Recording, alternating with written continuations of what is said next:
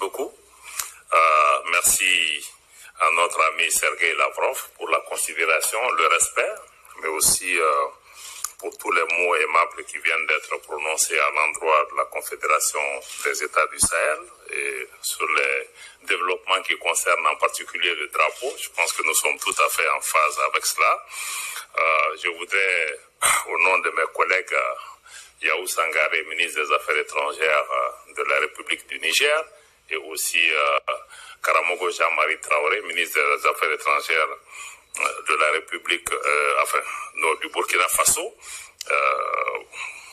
partager avec vous quelques conclusions de l'échange très enrichissant que nous venons d'avoir avec notre collègue et ami Sergueï Lavrov dans la première rencontre AES-Russie qui se tient ici à Moscou.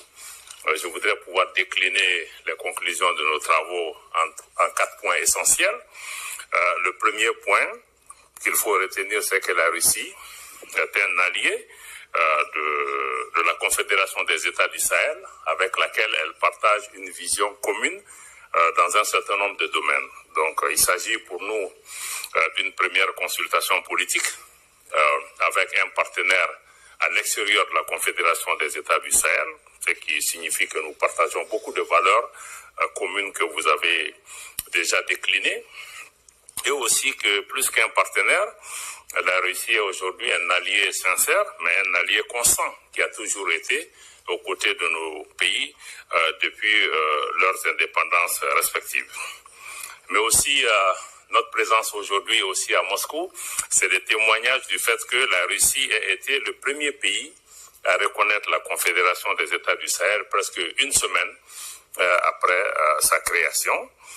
Nous avons été aussi heureux d'accueillir dans notre région une visite de 3 pays par le vice-ministre russe des Affaires étrangères, qui a été aussi un moment extrêmement important d'engager un dialogue politique sur des questions de sécurité comme sur les questions de développement.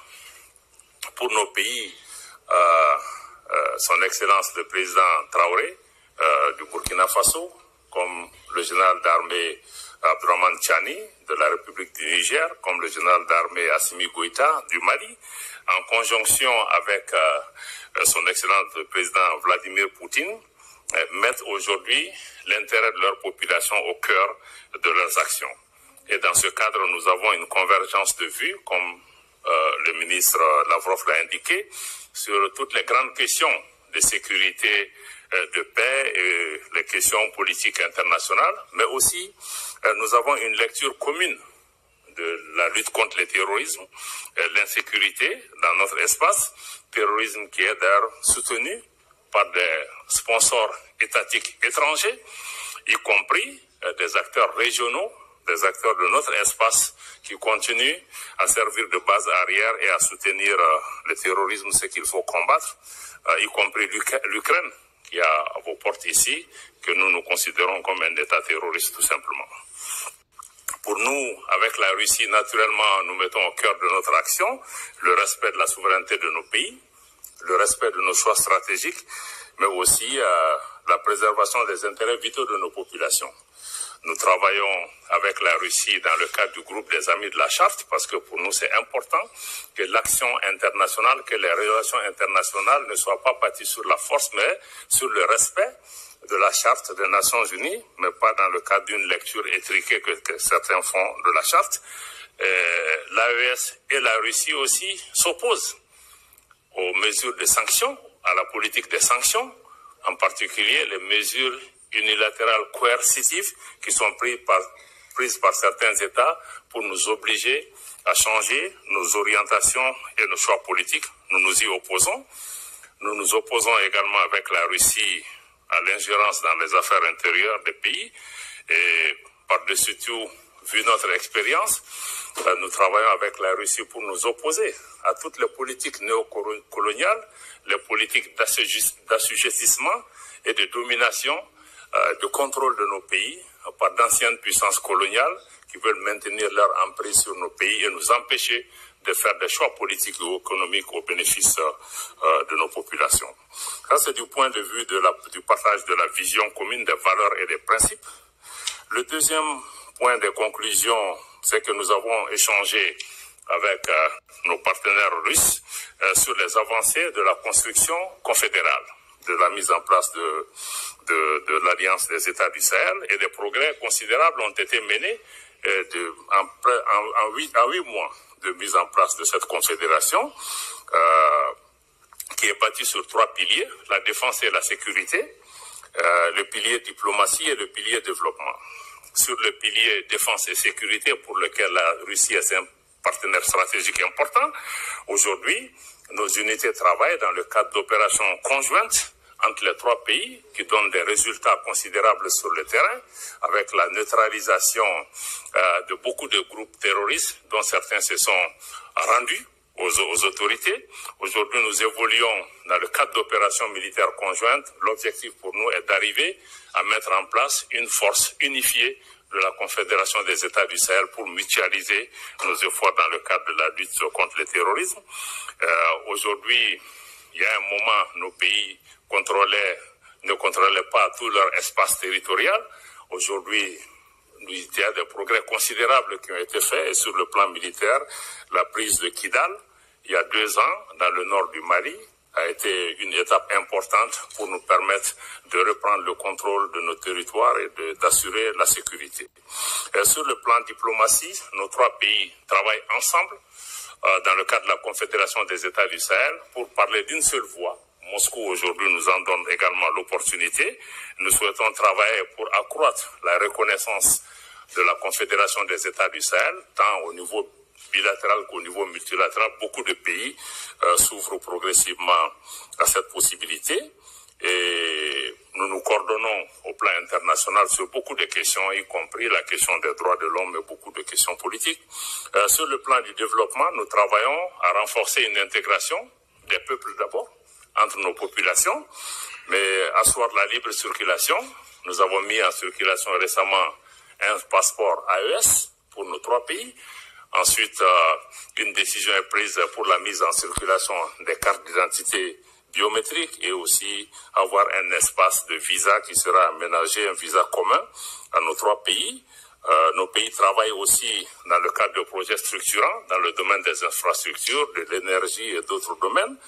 Nous travaillons à mettre en place dans les mois qui viennent une banque d'investissement, parce qu'il faut dégager des ressources nécessaires pour pouvoir nous-mêmes financer le développement de nos pays.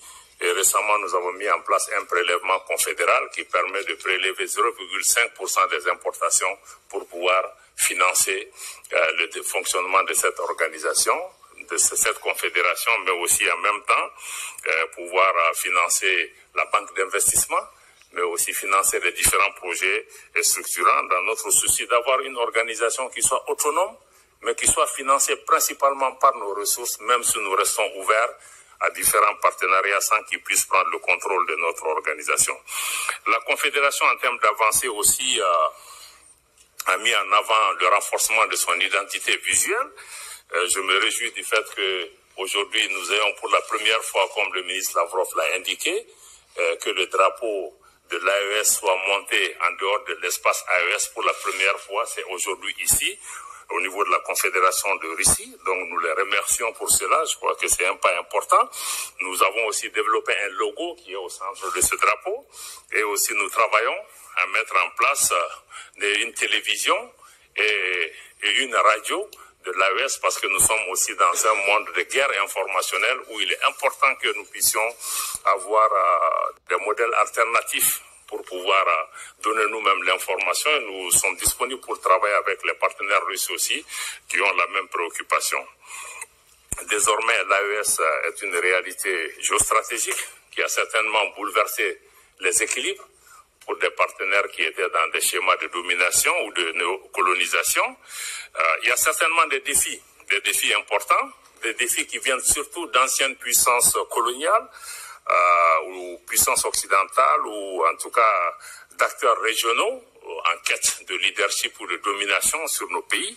Et ces défis, nous allons pouvoir continuer à y travailler. Aujourd'hui, l'AES est un espace géographique très important, stratégique au cœur de l'Afrique de l'Ouest, avec 75 millions d'habitants et un potentiel économique extrêmement important si nous arrivons à assurer la paix et la sécurité. C'est pourquoi c'est important pour nous d'avoir ce partenariat avec la Russie pour nous aider à avoir la paix, la stabilité pour pouvoir exploiter nos ressources au bénéfice de nos populations, mais aussi au bénéfice des partenaires qui viennent avec nous.